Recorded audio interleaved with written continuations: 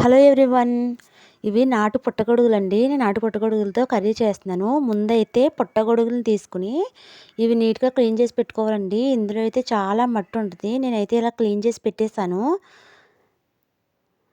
తర్వాత onion cut చేసుకోవాలి. Onion cut చేసుకొని తర్వాత ఒక గిన్నె పెట్టుకొని అందులో కొంచెం ఆయిల్ యాడ్ చేసుకొని తర్వాత ఆనియన్స్‌ని వేయించుకోవాలండి.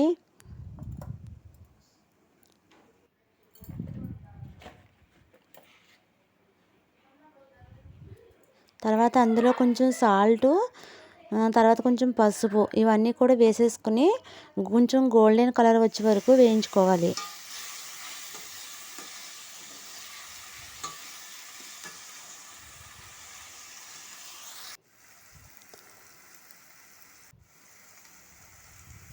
చూడండి, ఇలా వేగితే సరిపోతుంది.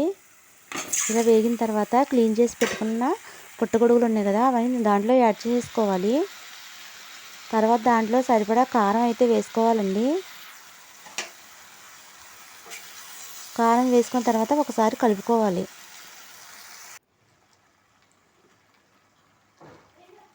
తర్వాత దాంట్లో సరిపడా వాటర్ అయితే వేసుకోవాలండి. ఇది ఏంటంటే సిమ్లో మగ్గనివ్వాలి కర్రీ. సిమ్లో మగ్గితేనే టేస్ట్ బాగుంటుంది.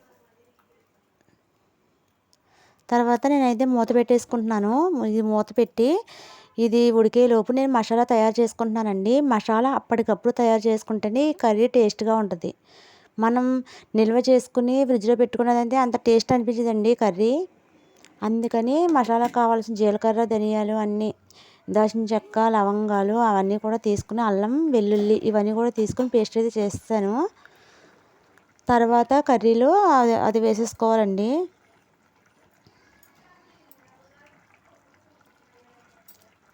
మసాలా అంతా దాంట్లో వేసేసుకున్నాను.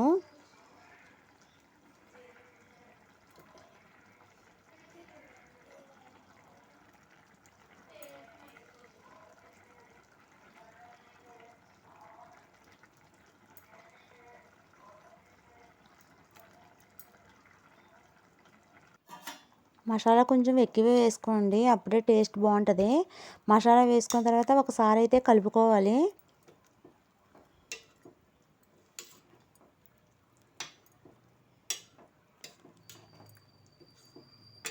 చూడండి, ఇదైతే మనం బయట కొని తెచ్చిన వాటికంటే ఇది నాటు పుట్టగొడుగు కాబట్టి కర్రీ అయితే చాలా టేస్ట్గా ఉంటుందండి.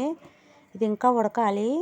టైం అయితే కొంచెం ఎక్కువే పడుతుందండి, ఎందుకంటే సిమ్లో పెట్టి మగ్గనివ్వాలి కాబట్టి కొంచెం ఎక్కువ టైమే పడుతుంది.